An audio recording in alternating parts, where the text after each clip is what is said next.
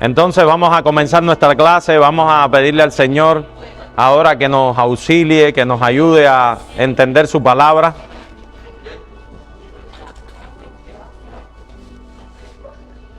Vamos a orar. Señor, nosotros te damos gracias en esta mañana por la bendición de estar aquí junto a tu pueblo. Gracias porque este primer día de la semana es un día de gozo para nosotros. Un día donde nosotros venimos a encontrarnos contigo y con tu palabra. Te rogamos ahora, Señor, que tú nos hables, que traigas esperanza a nuestros corazones por medio de estas clases, que nosotros podamos tener entre nosotros un mismo espíritu, que podamos tener una misma esperanza y que cada uno de los que habemos aquí seamos altamente impactados con la realidad de tu palabra, Señor. Te pedimos que bendigas todo lo que se va a hacer en este lugar durante este día. En el nombre y por los méritos de Cristo. Amén. Amén. Como nosotros les habíamos anunciado, nosotros vamos a comenzar hoy una serie de clases sobre escatología bíblica. Es un tema que se trata relativamente poco en nuestra iglesia y por eso les pedíamos que estuvieran acá, porque vamos a estar presentando cuál es la visión que tiene nuestra iglesia acerca de la escatología bíblica. Esta clase tiene algunas cualidades diferentes a alguna clase normal. Pudiéramos llamar diferentes, pero realmente son parecidas. Algunas distinciones. En primer lugar, queríamos decirle que, si Dios lo permite, estas serán 12 clases, serán 3 meses aproximadamente de clases de escatología bíblica. Y la escatología que nosotros defendemos en el Nuevo Testamento, a algunos de ustedes les va a ser nueva, les va a ser muy novedosa, vamos a estar hablando de temas que para algunos de ustedes, sobre todo los hermanos que nos visitan o hermanos que relativamente han visitado nuestra iglesia o están durante poco tiempo, les va a ser relativamente novedosa. En segundo lugar, un consejo útil, anote. La escatología bíblica, aunque nosotros queramos hacerla o queramos expresarla de la forma más sencilla, siempre tiene tópicos que va a tener que usted anotar algunas cosas si quiere aprender escatología bíblica. O sea, si usted quiere aprender, si quiere tener una visión clara de los eventos que van a pasar en el futuro, tiene que anotar algo, porque evidentemente por primera vez requiere cierto recordatorio de ciertos eventos. En tercer lugar, la característica principal de la escatología que nosotros defendemos en el Nuevo Testamento es la sencillez. Y esa palabra, algo que es sencillo, no significa simple, no es la simpleza, es la sencillez. Esto no es la característica de esta clase, es la característica de la escatología que nosotros creemos que la Biblia enseña. O sea, no porque esta clase sea una clase relativamente corta de 12 clases, sino porque nosotros creemos que la escatología que enseña la Biblia es profundamente sencilla, a diferencia de otras visiones de la escatología. Y en último lugar, queremos, para aquellos que vengan con algunas cosas intrínsecas, sobre todo de escatología antiguo testamentaria, del libro de Daniel, queremos decirle que desafortunadamente no estaremos viendo toda la escatología, pues eso sería mucho más tiempo de clases y los demás pastores no me van a dejar aquí un año aquí dando clases. Entonces veremos solo los aspectos esenciales de la escatología bíblica y sobre todo de la escatología neotestamentaria, de la escatología que se filtra a través del Nuevo Testamento. No nos iremos tanto a las profecías de Daniel y de otros libros antiguos testamentarios, aunque veremos algunos aspectos de ellos. Pocas preguntas son tan cruciales en el mundo presente como lo que trae el significado de la historia. Después del trauma de 2 guerras mundiales en el lapso de una generación, de la pesadilla de la Alemania de Hitler, de todas las guerras y conflictos que hemos vivido después, hasta este último conflicto de Ucrania, también la caída de las Torres Gemelas, nuestra generación clama por una respuesta a la pregunta: ¿a dónde va la historia? ¿Cuál es el significado de la historia? ¿Hay un curso lógico en la historia o no son más que acontecimientos al azar y sin sentido? ¿La historia tiene algún sentido? ¿Tiene algún curso lógico que estas cosas pasen? ¿O no son más que acontecimientos al azar? Uno de los más grandes teólogos de todos los tiempos, Louis Berkhof, dice así: nuestra generación se encuentra estrangulada por el temor por el hombre, por su futuro, por la dirección hacia la cual somos impelidos contra nuestra voluntad y deseo. Y de esto surge un clamor pidiendo iluminación respecto al significado de la existencia de la raza humana y respecto a la meta hacia la cual somos dirigidos. Se trata de un clamor que pide una respuesta a la antigua pregunta de cuál es el significado de la historia. Berkhof dice más adelante en su libro que la Iglesia de Jesucristo debería conocer la respuesta a la pregunta sobre el significado de la historia, que sería algo natural que cada creyente debería entender y conocer, y debería saber su respuesta, puesto que la Biblia nos da la respuesta, mis hermanos. Sin embargo, durante muchos siglos, la Iglesia y sus teólogos apenas notaron ese material bíblico que podría haber dado una teología de la historia. Muchos cristianos hoy en día, en consecuencia, no llegan a vivir a la plena luz de la interpretación cristiana de los acontecimientos.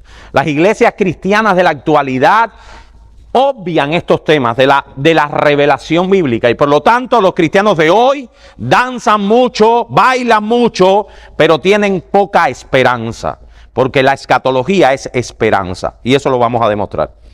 Louis Berkhof dice: la iglesia de Cristo del siglo XX, porque él la escribió para el siglo XX, es espiritualmente incapaz de hacer frente a los cambios rápidos que suceden a su alrededor, porque no ha aprendido a ver la historia a la luz de la perspectiva del reino de Dios. La iglesia de hoy no sabe, no tiene idea clara de dónde está, de las circunstancias que le rodean y de los acontecimientos que le esperan. No tiene idea. Mis hermanos, y la escatología bíblica no es más que una mirada a lo que la Escritura nos enseña sobre la historia de la humanidad, sobre nuestro destino.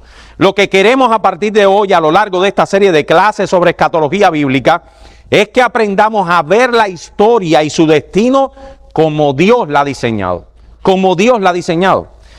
Examinemos primeramente, mis hermanos, dos interpretaciones de la historia que debemos rechazar, y de las cuales yo estoy, sobre todo de la segunda, muy preocupado, porque muchos creyentes dan estas respuestas aunque parezcan anacrónicas. La primera de ellas es la interpretación de la historia que tenía la Grecia antigua. Las cosas, dicen los griegos, suceden en ciclos que se repiten sin fin. De modo que lo que hoy sucede volverá a repetirse algún día. Y esa se llama la visión cíclica de la historia. Los griegos, por lo tanto, no podían imaginar la historia misma como algo que tuviese propósito o que apuntase a ninguna meta. Para ellos el tiempo y la historia no eran más que imperfectas encarnaciones de ideales que nunca podrían realizarse, porque para ellos la historia era cíclica. Lo que ocurrió en el pasado volverá a ocurrir en el presente y así sucesivamente. Esta visión de la historia quizás nos parezca un poco antigua, pero hay una visión más moderna de la historia, de la cual muchos de nosotros hemos convivido con ella y es muy peligrosa para la iglesia de hoy. Y es la visión atea de la historia, el existencialismo ateo. Una interpretación más contemporánea y más cercana a todos nosotros. Para el ateo, la historia carece de significado. Simplemente eso. No se puede encontrar ningún designio significativo en la historia, ningún movimiento hacia una meta, solamente una sucesión de acontecimientos sin significado. Un ateo es aquel que no ve ningún significado en la historia. Si tal es el caso, lo único que a uno le queda en este pensamiento ateísta es el individualismo. O sea, que me trate de ir bien en mi camino, aquel que le parezca según sus propios criterios el camino más deseado, y por lo tanto no me importa todo lo demás. Si hoy hay una guerra, si hoy las naciones se están destrozando, eso tiene para mí una importancia relativa, porque no me ha tocado la primera bomba en el patio de la casa. Y eso es una interpretación atea de la historia. es el existencialismo individualista. Sin embargo, mis hermanos, los cristianos bíblicos rechazamos toda esa manera de ver la vida y la historia. Esto tenemos que abolirlo de nuestras mentes. El cristianismo ve la historia y su devenir como un futuro completamente diferente, una realidad radicalmente opuesta. ¿Cuáles son los rasgos más sobresalientes de una interpretación cristiana de la historia? Y ahí, sí viene siendo como el pollo del arroz con pollo de la clase. Hay al menos 4 rasgos del pensamiento bíblico de la historia que yo quiero que ustedes tengan claro a lo largo de esta serie. Porque esta serie no será más que esto. Estos rasgos van a marcar todo el paso que nosotros vayamos a estar dando en las próximas clases. En primer lugar, mis hermanos, primero los cristianos vemos completamente diferente la historia que esos pensamientos. Primero, la historia es el cumplimiento de los propósitos de Dios. Dios es el Señor de la historia. Eso es lo primero que tenemos que tener bien claro. La historia es el cumplimiento de los propósitos de Dios. Dios revela sus propósitos en la historia. Los creyentes creemos que Dios es soberano y es el Dios de la historia. Sus propósitos serán cumplidos y cada acontecimiento que ocurre en este mundo conlleva al cumplimiento del plan soberano de Dios. ¿Ok? Cada cosa que usted vea hoy y en el futuro o ayer es el cumplimiento del plan soberano de Dios. La Escritura enseña esta verdad con toda claridad.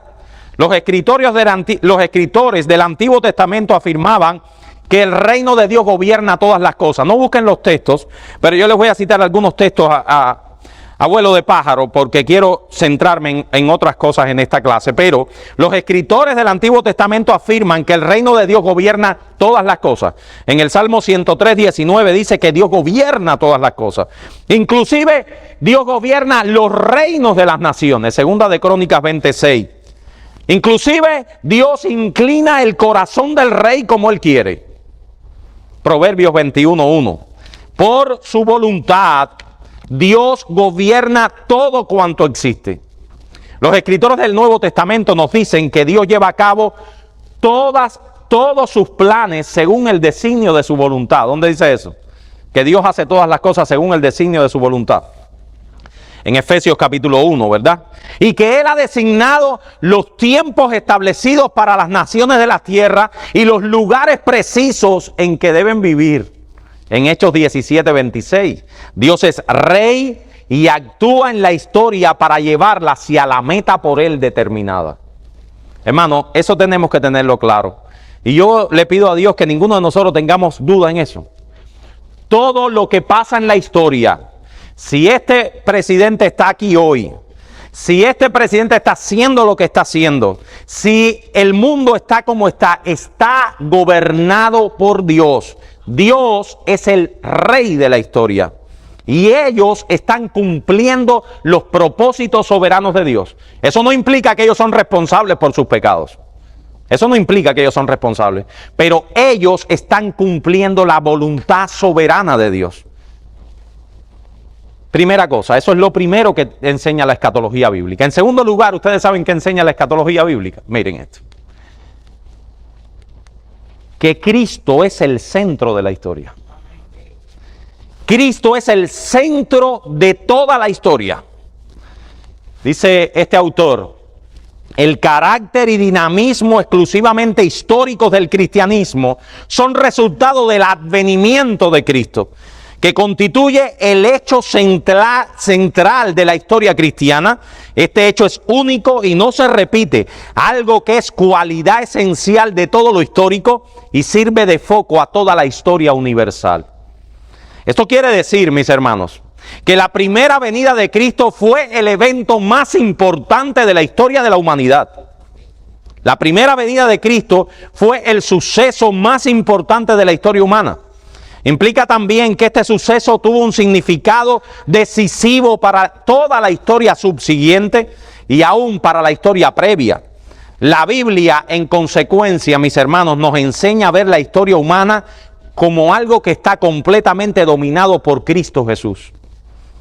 La historia es la esfera de la redención de Dios, en la que Él triunfa sobre el pecado humano a través de Cristo y vuelve a reconciliar al mundo consigo mismo.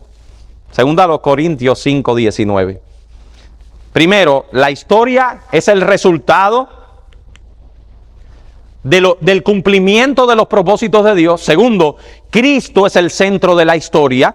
Por lo tanto, toda la historia está cumplida en Cristo y toda la historia de la humanidad es una historia de redención.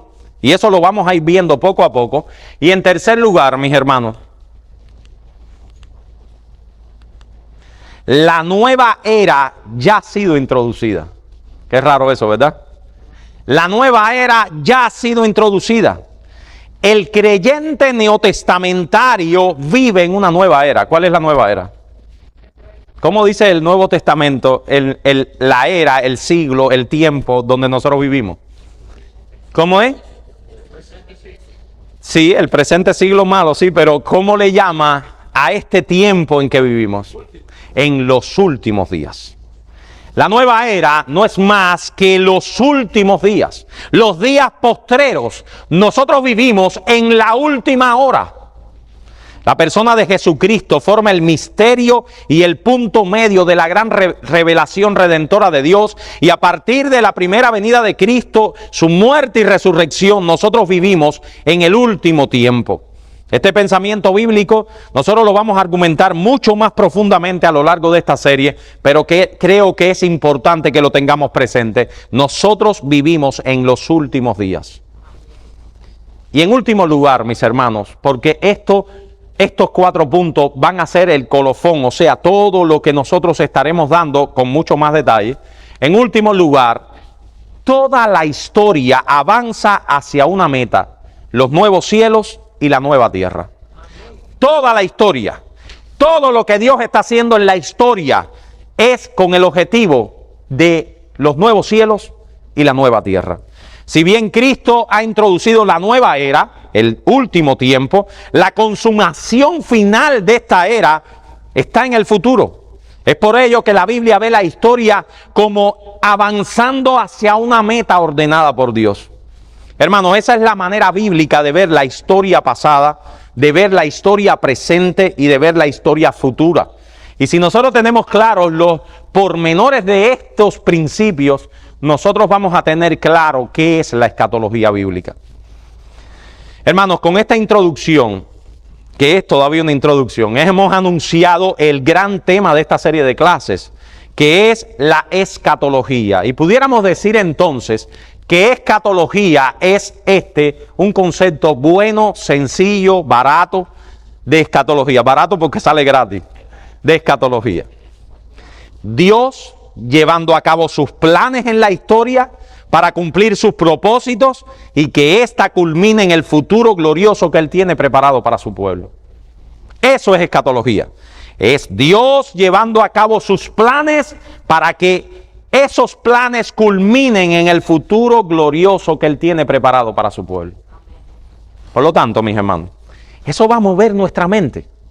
Cuando tú veas que pasan cosas malas, cuando tú veas que hay una guerra donde están muriendo niños, etcétera, cuando tú veas las Torres Gemelas que murieron familiares de gente, etcétera, cuando tú tienes claro que Dios estaba llevando la historia hacia un propósito y ese propósito es la redención de su pueblo, el establecimiento de nuevos cielos y nueva tierra, tú puedes mirar esas cosas con otro lente, y vamos a enseñarles a hacer eso.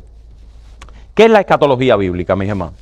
¿Qué significa escatología? La palabra escatología viene de 2 términos griegos que significa el primero escatos, que significa último o últimas cosas, y la palabra logos, que es una palabra que se usa mucho, que significa tratado o enseñanza. Así que etimológicamente, o sea, lo que significa la palabra, es un tratado o doctrina de las últimas cosas. Escatología es la doctrina de las últimas cosas. Por tanto, este término se usa para referirse a eventos que van a ocurrir en el futuro, en lo que tiene que ver tanto con los individuos, con cada uno de nosotros, como con la tierra entera, el mundo entero.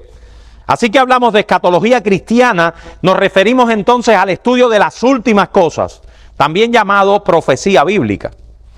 Aunque, como veremos, la escatología no solo es lo que va a ocurrir en el futuro, la escatología también implica lo que está ocurriendo en el presente. ¿Por qué es importante estudiar escatología? ¿Por qué es importante que nosotros le dediquemos ahora 3 meses a estudiar escatología? ¿Por qué es importante que todo cristiano sepa con claridad o veracidad los eventos que la Biblia profetiza que sucederán en el futuro? ¿Acaso sirve de algo en mi vida espiritual que yo sepa lo que va a pasar en el futuro? Desgraciadamente en nuestros días la escatología, este tema se usa para satisfacer curiosidades. El cristiano moderno ha regalado una escatología basada en la especulación, en el sensacionalismo.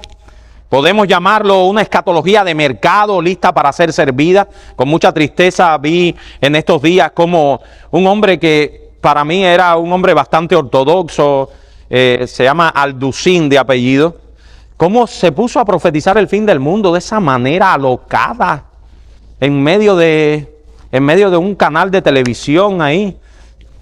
Y uno se pone a... Él pidió perdón después, pero la profetizó. Entonces, y que no es la primera vez. Así que, y déjame decirte, mi hermana, que uno puede pedir perdón por eso, pero yo te digo una cosa, un pastor, un profeta que predica la palabra, porque eso es un pastor, debería tener mucho cuidado, arriesgarse de decir esas cosas en medio de una audiencia. ¿Ok? Eso no es un pecado personal, eso es un pecado público, en medio de una audiencia enorme. Así que bueno, mis hermanos, como veremos en las próximas clases, el dispensacionalismo, que es lo que lleva a estas posturas tristes y extremas, ve la escatología de un modo sensacionalista y complejo. Sin embargo, cuando nosotros vamos a la Biblia, vemos que el objetivo de la escatología es otro y que la escatología bíblica es esencialmente sencilla. Y de hecho, en estos días estuve viendo al pastor Sugel, él dio unas conferencias sobre nuestra postura escatológica y el principal argumento de aquellos que estaban en contra de lo que Sugel estaba diciendo se podía resumir en, es muy sencillo eso que tú nos dices. Eso no puede ser así, porque es muy sencillo. No puede ser así. Tenemos que ser la bola mágica, como se rompió la bola mágica en este sistema, hay que ir más recóndito. Mis hermanos, el asunto es que la escatología bíblica es importante porque la palabra de Dios, no nosotros, coloca eventos escatológicos en el centro mismo de nuestra fe y como motor de estímulo para nuestra santificación. La escatología no puede ser en ningún sentido un tema adyacente, un tema que solo le pertenezca a teólogos encumbrados. No puede ser para PhD, como dice nuestro hermano César, porque es que la Biblia coloca eventos escatológicos en el centro de nuestra fe. No estamos hablando de eventos adyacentes, eventos que son el centro de nuestra fe y de nuestra esperanza. El apóstol Juan, les voy a citar 2 ejemplos para que vean que los eventos escatológicos están en el centro de nuestra fe. El apóstol Juan, que es el autor del último libro del Nuevo Testamento, ¿cómo se llama? Apocalipsis, lo cogí desprevenido, ahí se tardaron. Apocalipsis, y que es también el único libro profético del Nuevo Testamento, el único libro plenamente escatológico del Nuevo Testamento. Fue prisionero por las autoridades romanas por causa de predicar el evangelio y lo desterraron a la isla de Patmos. La isla de Patmos, él vivía en Éfeso, lo destierran a la isla de Patmos. La isla de Patmos es una isla estéril localizada en el mar Egeo al suroeste de Éfeso. Es una isla en la que Juan recibió por parte de Dios una intensa revelación profética. Este era un tiempo de mucha persecución contra los cristianos. Había comenzado un tiempo de sufrimiento por la fe y martirio. Ya varios cristianos habían sido muertos, martirizados bajo el Imperio Romano. Diocleciano fue el primer emperador que demandó la adoración de sus súbditos. Y obviamente, cuando estos emperadores locos que estaban de envanecimiento, se les ocurrió la idea de que sus súbditos le adoraran, los cristianos eran un grupo opuesto, eran un grupo hostil a eso. Entonces ahí comenzó, resumiéndoles obviamente esta historia, comenzó el martirio y la persecución de los cristianos. ¿Pero por qué hablamos de eso, mis hermanos? Bueno, porque sin lugar a dudas, el único libro profético del Nuevo Testamento, Apocalipsis, es un estímulo para los cristianos que estaban sufriendo persecución. Ese es el objetivo con el cual Apocalipsis aparece en nuestras Biblias. ¿Saben eso? El único objetivo de Apocalipsis es servir de estímulo a los creyentes que estaban siendo martirizados por el Imperio Romano y a todos los creyentes posteriores. Miren lo que dice Juan en Apocalipsis capítulo 1, versículos 1 al 3. La revelación de Jesucristo que Dios le dio para manifestar a sus siervos las cosas que deben suceder pronto. Y la declaró enviándola por medio de su ángel a su siervo Juan. O sea, cuando dice las cosas que deben suceder pronto, ese es el término escatos, escatología. Que ha dado testimonio de la palabra de Dios y del testimonio de Jesucristo y todas las cosas que ha visto. Bienaventurado el que lee y los que oyen las palabras de esta profecía y guardan las cosas que en ella está escrita, porque el tiempo está cerca. Pero cuidado, mis hermanos, no fue a Juan a quien se le ocurrió la idea de alentar a los cristianos, de decirle ustedes son felices, felices, muy felices en medio de la persecución, porque ustedes, el tiempo está cerca y a ustedes les esperan todas las cosas que se narran en el libro. No fue a Juan al que se le ocurrió eso. ¿A quién fue? Fue a Jesucristo mismo. Dice Juan, yo lo único que hice fue de ponerles aquí lo que Dios me dio. Lo que Dios me dio. Una revelación de Jesucristo. Eso es mi libro.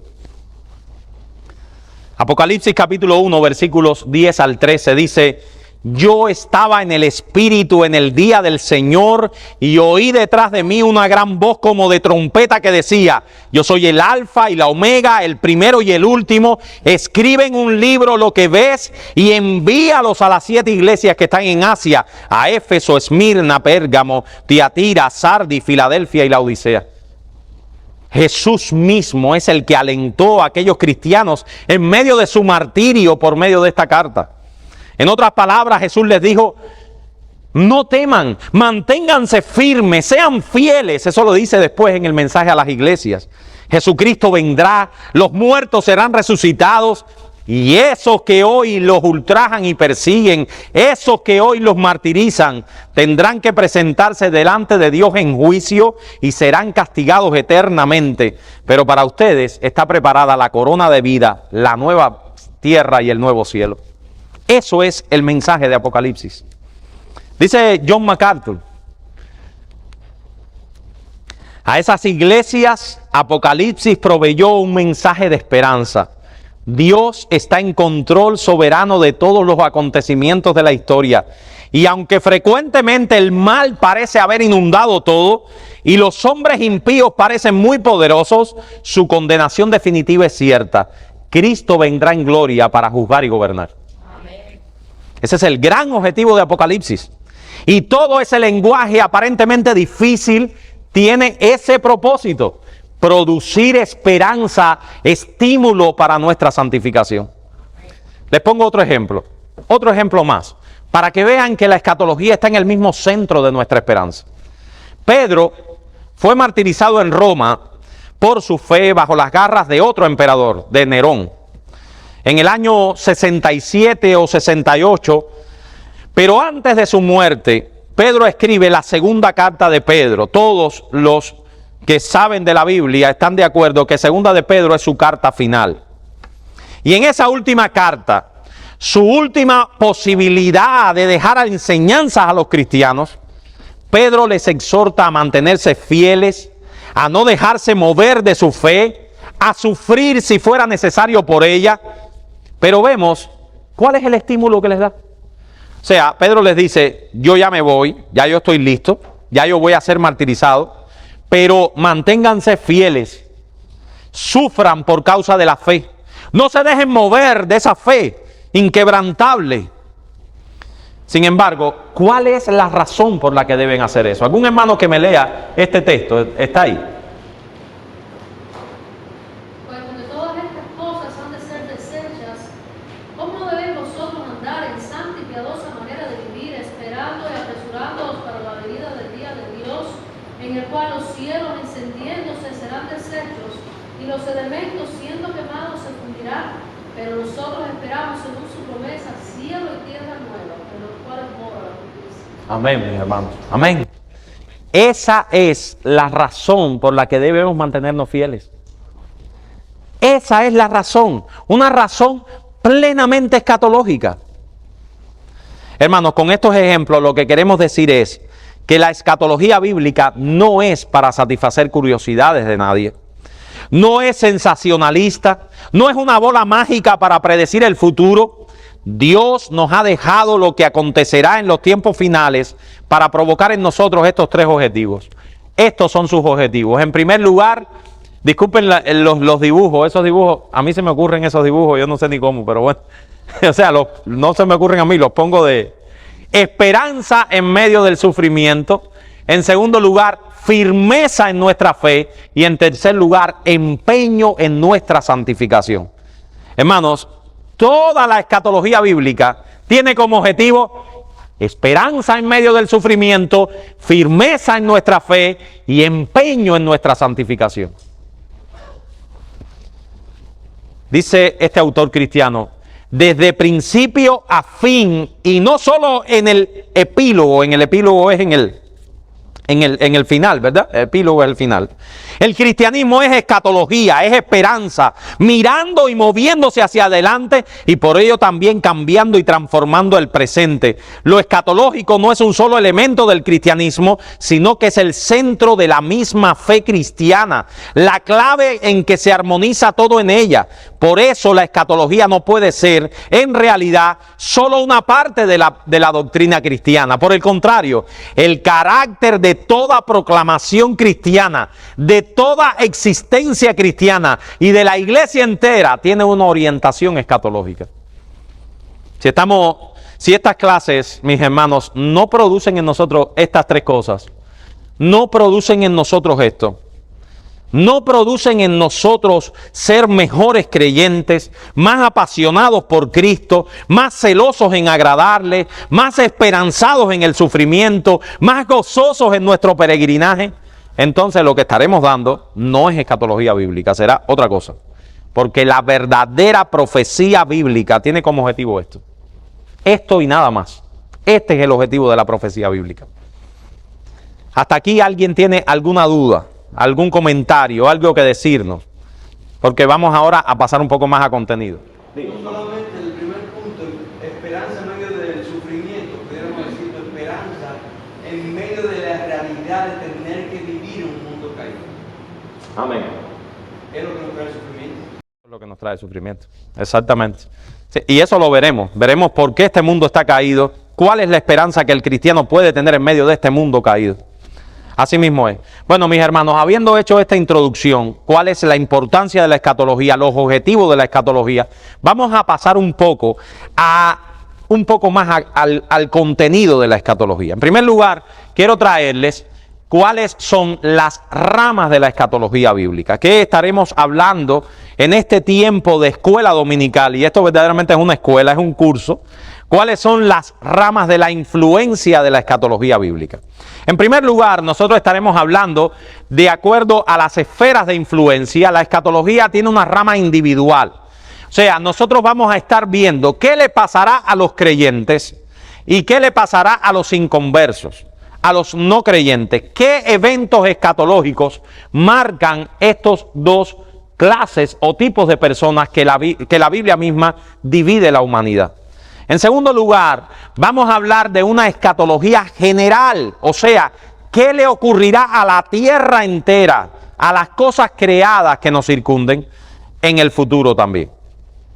Por ejemplo, nosotros podemos ver estas dos ramas de la escatología en muchos textos de la Biblia. Textos que nosotros todos hemos leído, pero a veces le pasamos por arriba y no nos damos cuenta que el autor lo que quiere traernos es qué ocurrirá conmigo, con mi vecino y con el jardín que tengo en el fondo de la casa. No nos damos cuenta, claro, porque a veces lo pasamos, lo leemos y no nos percatamos de eso. Por ejemplo, vamos a ese texto. Ahora sí busquen su Biblia, en 2 de Pedro, capítulo 3, versículos 3 al 10. Vamos a leer ese texto. Es un texto muy importante de la escatología bíblica. 2 de Pedro 3, 3 al 10.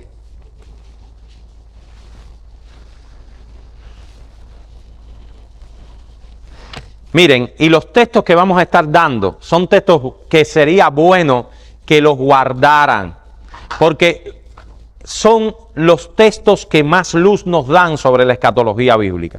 Y son los textos que tenemos que tener a mano cuando o alguien nos haga una pregunta o nosotros mismos estemos en nuestros devocionales o estemos explicando nuestra forma, nuestra mirada de los eventos futuros. Y este texto es vital.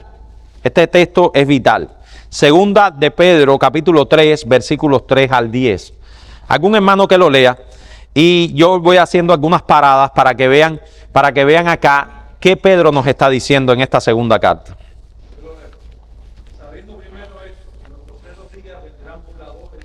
Muy bien, espérate un momentico, Hugo, disculpa que te pare.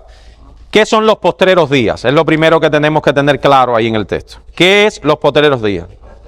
Estos postreros días, estos últimos días, esta nueva era que ha sido introducida por Cristo después de su resurrección, después de su primera venida. Sigue.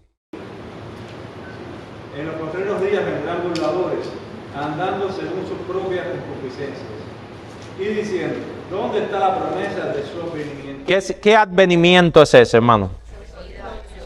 Sí, no lo digan tan sencillo. Nuestros hermanos dispensacionalistas dicen que esa no es la segunda venida, pero tenemos que tenerlo claro. Y por mucho que nuestros hermanos dispensacionalistas vengan y nos digan, no, eso no se refiere a la segunda venida. Y yo les voy a explicar por qué ellos no pueden creer que esa es la segunda venida. ¿Y a qué dicen ellos? ¿Qué dicen ellos? Dicen que ese es el día del Señor. El día del Señor para ellos no es el día de la segunda venida, es un periodo de tiempo de tribulación en la tierra. Pero nosotros tenemos que mirar el texto, no a nuestros hermanos dispensacionalistas. Tenemos que decirle, espérate, que el texto tiene que hablar por sí solo. ¿Por qué es ese advenimiento la segunda venida de Cristo y no el tiempo de la tribulación o un tiempo de tribulación, etcétera, que después lo vamos a explicar? Vamos a seguir. ¿Dónde está la promesa de su advenimiento? Porque desde el día que los padres durmieron, todas las cosas permanecen así como desde el principio de la creación. Estos ignoran voluntariamente que en el tiempo antiguo fueron hechos por la palabra de Dios los cielos y también la tierra, que provienen del agua y por el agua subsisten, por lo cual el mundo de entonces pereció anegado en agua. Muy bien. Pedro, ¿a qué se está acordando ahora en ese texto, mis hermanos? ¿De qué está haciendo memoria Pedro? ¿A quién? A los días del diluvio. Pedro está haciendo un recuerdo de los días del diluvio. Y él está queriéndonos decir que el día de su advenimiento va a ser un día muy parecido al día del diluvio. Alguien que me diga alguna semejanza. Pedro la dice, pero vamos a decirle a nosotros, vamos. ¿Cuál es la primera semejanza entre los días de Noé y los días del advenimiento, de la segunda venida del Señor? La gente no lo va a estar esperando. Dice Pedro que más bien la gente lo que se está es burlando. La gente está diciendo, pero ¿cuándo vendrá? Nada de esto pasará. La gente piensa, mis hermanos, que esto no se va a acabar nunca. Y es un peligro que los cristianos vivamos pensando en que esto es eterno. Y esto, dice Pedro, se va a acabar. Entonces es un pensamiento ateo el que viene a nosotros cuando nosotros pensamos que la casa que compré es eterna.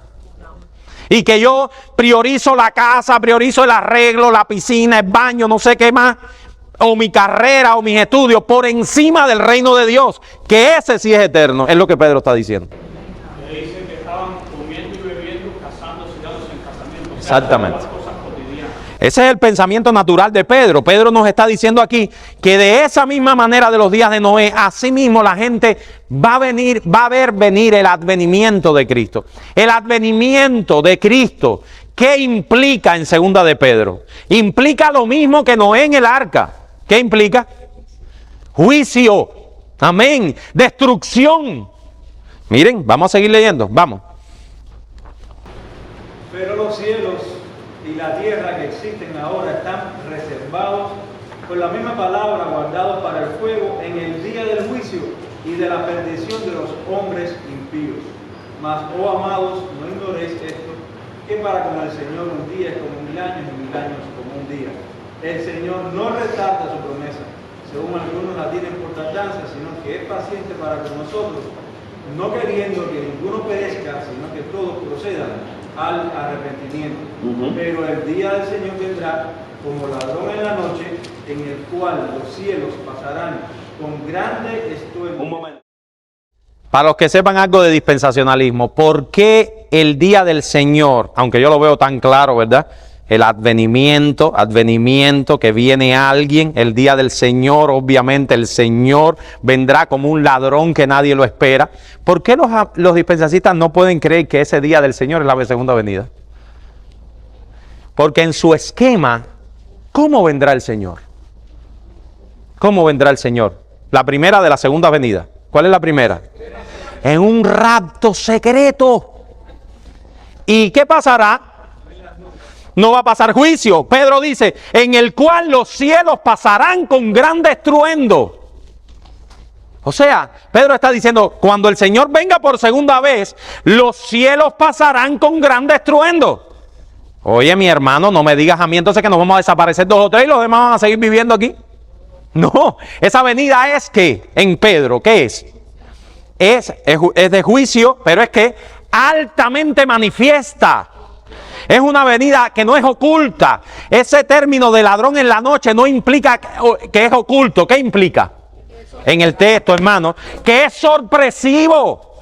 Leamos el texto. El texto, Pedro, lo que está hablando es de sorpresa. ¿Qué pasó en los días de Noé? En los días de Noé no era nada oculto. En los días de Noé era lo que no creían al anuncio de Noé. Era sorpresivo lo que les pasó, pero era universal, era manifiesto. ¿Tenemos claro eso? Sigue, Hugo.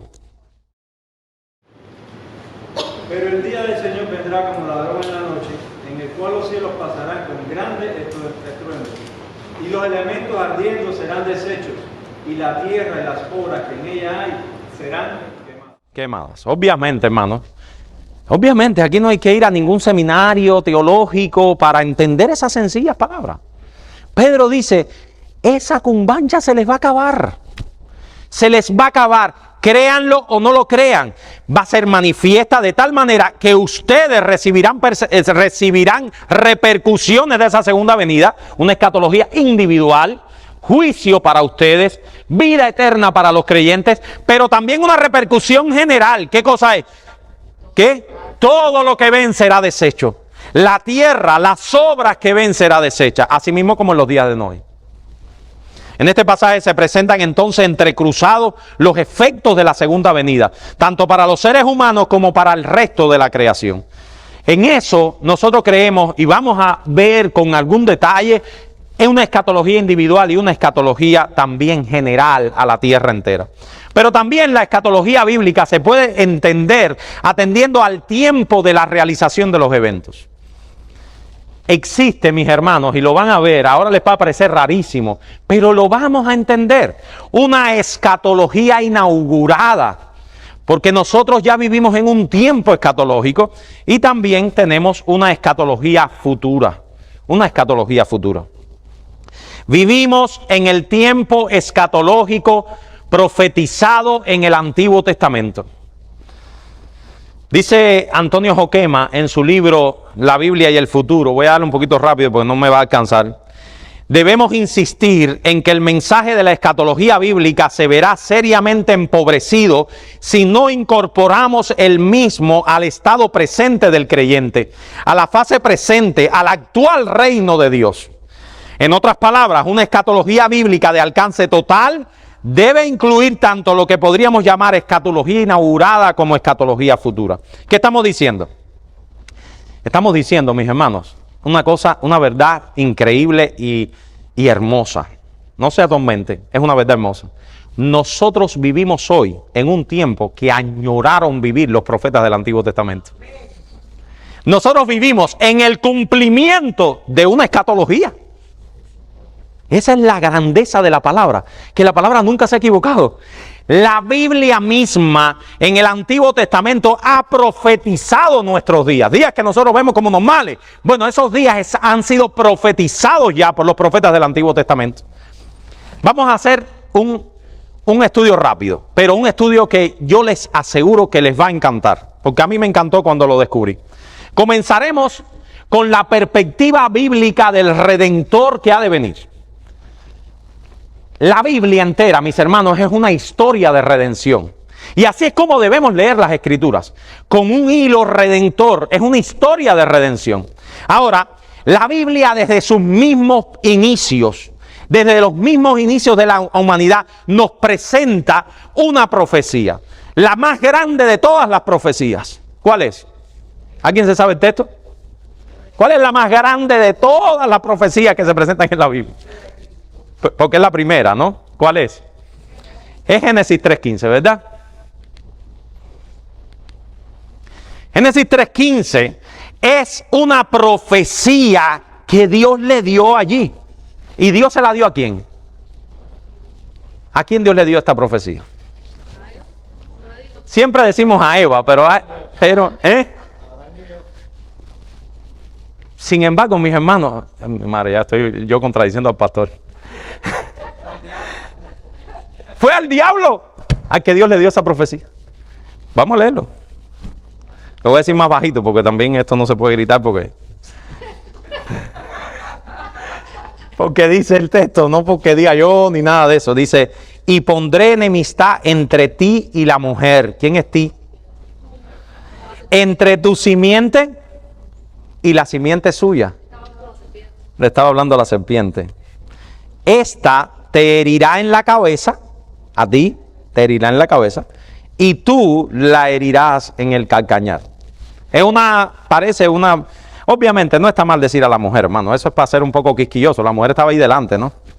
Pero lo cierto es que esa promesa que también los teólogos han llamado la promesa madre o el protoevangelio, que es el evangelio en los inicios, esa promesa define el tono de todo el Antiguo Testamento.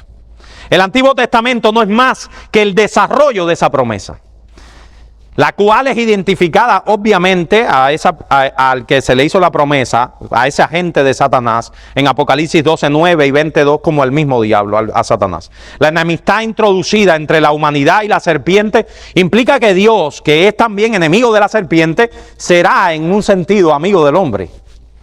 O sea, Dios le estaba diciendo a Satanás, oye, esta victoria tuya es parcial. No hagas la fiesta tan grande, que la fiesta te va a durar poco tiempo. Es una victoria parcial. Has ganado una batalla, pero no la guerra. Eso Dios le estaba diciendo a la serpiente. En la predicción de que al fin la simiente de la mujer acabará aplastando la cabeza de la serpiente, tenemos la promesa del Redentor venidero. Podemos decir que en este pasaje Dios revela en síntesis la totalidad de su propósito salvífico para con su pueblo. Su plan completo, su plan.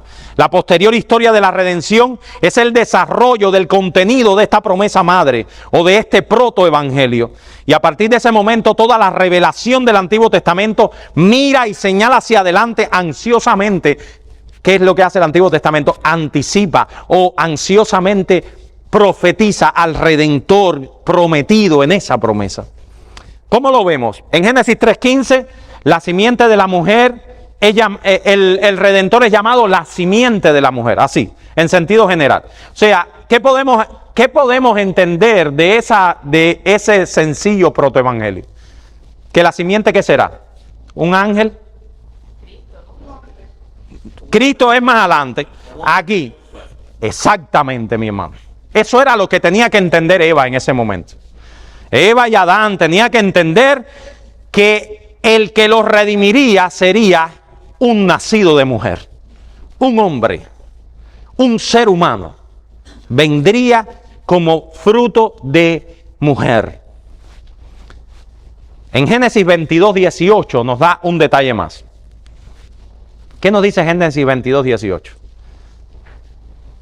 Ya nos empieza a disminuir el círculo. Un nacido de mujer, ¿de dónde? ¿Qué es Génesis 22:18? Bueno, no lo busquen porque son muchos textos, pero Génesis 22:18 nos dice que será una simiente de Abraham. No es de todo el mundo, espérate, vendrá de Abraham. El círculo lo va estrechando, ¿verdad? La promesa se va haciendo un poquito más clara. En Génesis 49:10 especifica cuál rama de la descendencia de Abraham será. Será un descendiente de la tribu de Judá. No de los demás, de la tribu de Judá. Y más adelante, en el curso de la revelación antiguo testamentaria, se nos informa que el Redentor venidero será un descendiente ¿de quién? ¿De quién? De David. De David. Ven cómo el círculo, la misma Biblia lo va estrechando para que nosotros vayamos dando cuenta claramente quién es ese descendiente. Miren lo que dice en 2 de Samuel 7, ese texto. Déjame ver si lo puse. No lo puse. 2 de Samuel 7, 12 al 13 dice: y cuando tus días sean cumplidos, y duermas con tus padres, yo levantaré después de ti a uno de tu linaje, el cual procederá de tus entrañas y afirmará tu reino. Él edificará casa a mi nombre y yo afirmaré para siempre el trono de su reino. Dios le dijo claramente a David que de él, de su simiente, vendría el Redentor. Ese rey que tendría un reino eterno. Después del establecimiento de la monarquía, el pueblo de Dios del Antiguo Testamento reconocía 3 oficios especiales o esenciales. ¿Cuáles eran? El oficio de profeta, el oficio de sacerdote y el oficio de rey. Se esperaba que el Redentor que habría de venir fuera la culminación y el cumplimiento de estos 3 oficios.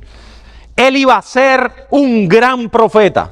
Deuteronomio capítulo 18, versículo 15, Moisés dijo: profeta de en medio de ti, de tus hermanos, como yo, te levantará Jehová Dios. A él sí oiréis. Será también un sacerdote eterno. En el Salmo 110, versículo 4, dice: juró Jehová y no se arrepentirá. Tú eres sacerdote para siempre, según el orden de Melquisedec, no del orden arónico. Ese sacerdote perece, ese sacerdocio es perecedero. No, del sacerdocio de Melquisedec, un sacerdocio eterno, que no perecerá en el tiempo.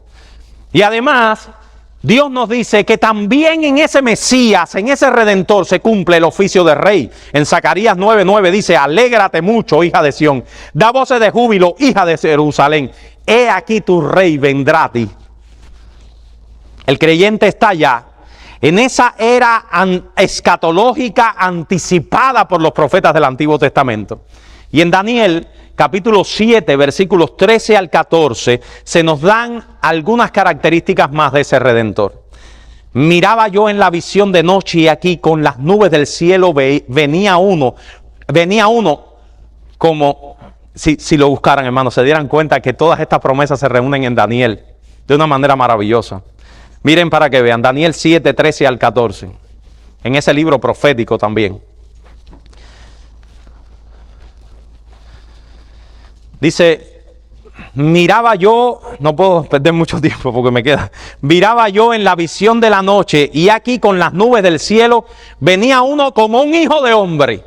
¿Cuál es la promesa del hijo del hombre? Génesis. Un hijo de hombre es el que vendría. Que vino hasta el anciano de días. ¿Quién es el anciano de días, hermano? En el Antiguo Testamento. Dios mismo. Dios mismo. Un hijo de hombre que tiene un acceso directo al anciano de días. Y le hicieron acercarse delante de él y le fue dado dominio, gloria y reino para que todos los pueblos, naciones y lenguas le sirvieran. Su dominio es dominio eterno que nunca pasará y su reino uno que nunca será destruido. Los profetas del Antiguo Testamento veían a Cristo, el Mesías, como el cumplimiento de sus profecías. Es en un sentido amplio. En el Antiguo Testamento todo tiene una mirada escatológica, mis hermanos. Todo tiene una mirada escatológica. Los sacrificios, las leyes ceremoniales, las fiestas religiosas, las profecías, todo anuncia a Cristo, anuncia a este Mesías prometido. todas anuncian a Cristo. Y este tiempo que gozamos después de la venida de ese Cristo era un tiempo que anhelaban los profetas antiguos testamentarios. Y eso no lo digo yo. Eso lo dice el apóstol Pedro en 1 de Pedro 1, 10 al 12. Miren lo que dice. Algún hermano que lo lea para que me ayude a... Esta conclusión que Pedro saca, esta conclusión no es una conclusión mía. Lo que yo quiero es que lean el texto para que se den cuenta que Pedro mismo sacó esa conclusión. Que fue Pedro el que sacó la conclusión, inspirado por el Espíritu Santo. ¿Qué dice el texto?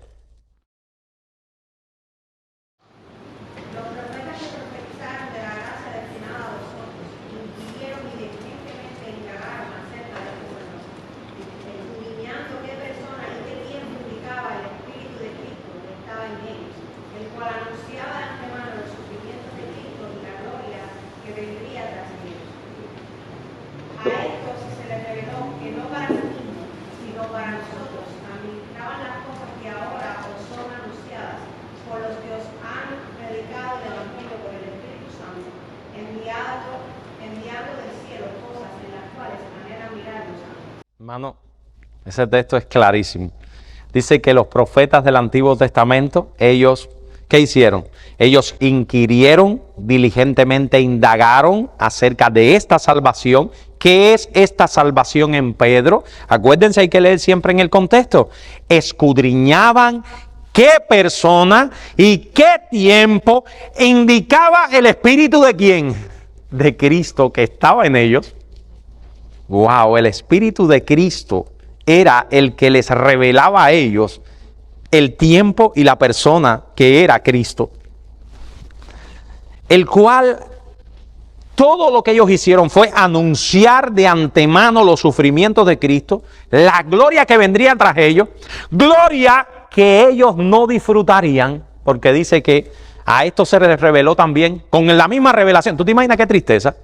Con la misma revelación de que vendría un Salvador, también se les reveló otra cosa. ¿Qué se les reveló? Que no, ellos no lo disfrutarían. ¿Qué era para quién? Para nosotros. Ellos administraban las cosas que nosotros ahora anunciamos por el Evangelio. Hermanos, no es necesario citar muchos más pasajes. Con solo una lectura del Nuevo Testamento nos podemos dar cuenta fácilmente que tanto Cristo como los apóstoles interpretaron nuestro tiempo como el cumplimiento de las promesas del Antiguo Testamento. Vamos mucho más rápido, hermano. Estas clases no podemos pero tú sabes, ¿qué vamos a hacer? No se puede, hermano. Es verdad. No, díselo al otro pastor. Vivimos en un tiempo escatológico profetizado por los profetas del Antiguo Testamento, eso ya lo dijimos. Vivimos en la realidad del reino de Dios, mis hermanos. El reino de Dios, nosotros vamos a tener 2 clases para ella, así que no se asusten, solo lo vamos a anunciar. Nosotros vivimos en la realidad del reino de Dios, por eso tenemos una escatología inaugurada. Hermanos, rápido, vivimos ya en el reino de Dios, pero todavía este reino no se ha culminado. Hay una tensión entonces entre el ya y el todavía no. Un reino que ha sido inaugurado, pero un reino que no ha sido culminado. Eso se llama escatología inaugurada también. Se ha inaugurado este reino.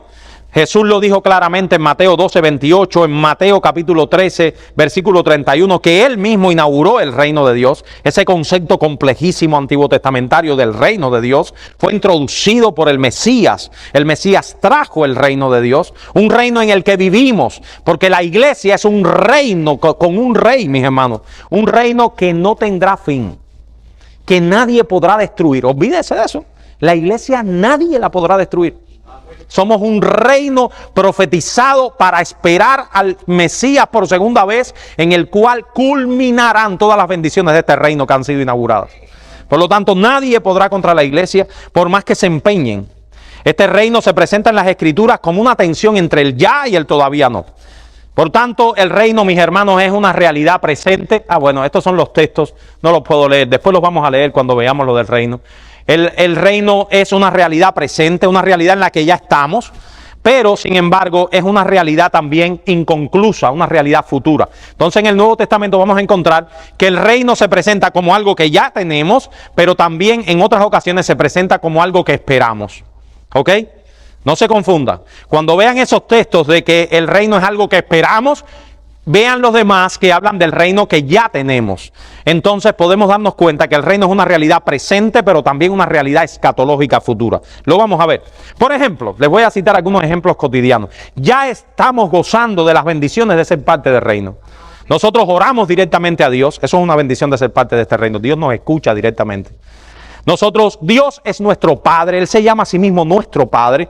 Cristo es nuestro buen pastor, nuestro hermano.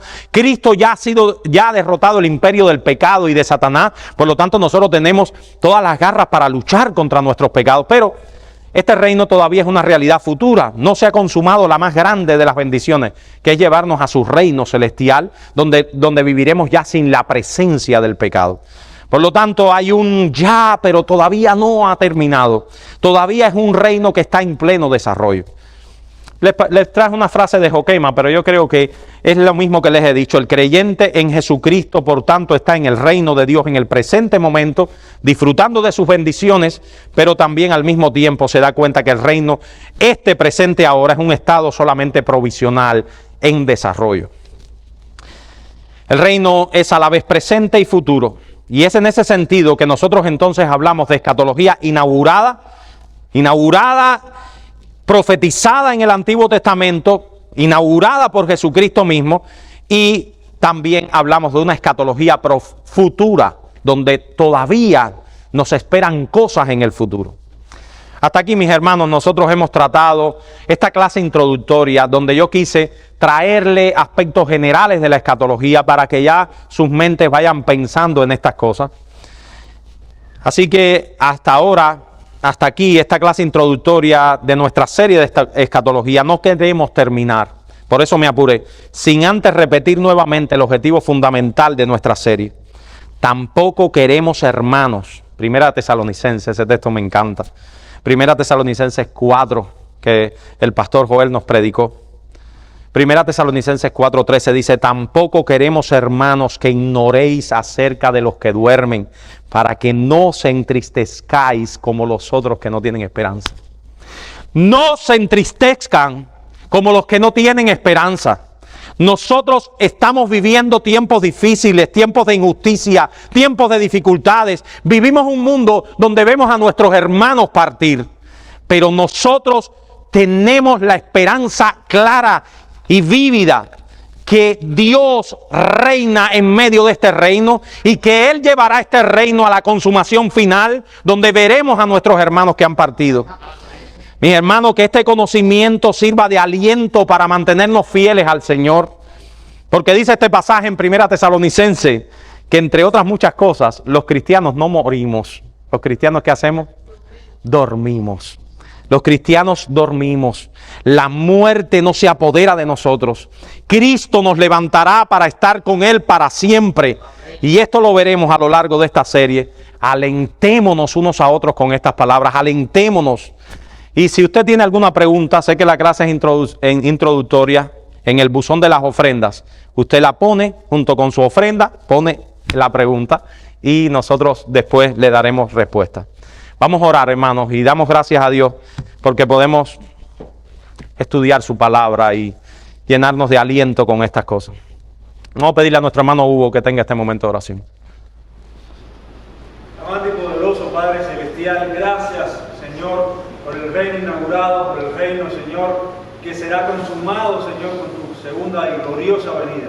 Gracias porque estas cosas están en nuestra mente, en nuestro corazón, y te rogamos que aún las aumentes, Señor, que nosotros podamos tener siempre estas cosas, que nuestra mente, nuestros ojos, nuestros pies, nuestras manos, toda nuestra alma esté mirando hacia ti, Señor, hacia la consumación y la gloria de tu reino, como nos enseñaste a orar, Señor. Venga tu reino y hágase tu voluntad, Señor, así como en los cielos, en esta tierra. Ayúdanos, Señor, a llevar tu reino hacia adelante y que nuestras vidas, Señor, sean un fruto, Señor, de estas cosas en nuestro corazón. Aumenta nuestra fe, nuestra esperanza, Señor, y la santidad de nuestras vidas. Amén. Bendícenos, Señor, con este conocimiento, que no se quede solamente en la mente. Te ruego que crezca en nuestro corazón, Señor. En el nombre de Jesús te lo pedimos. Amén. Amén. Amén.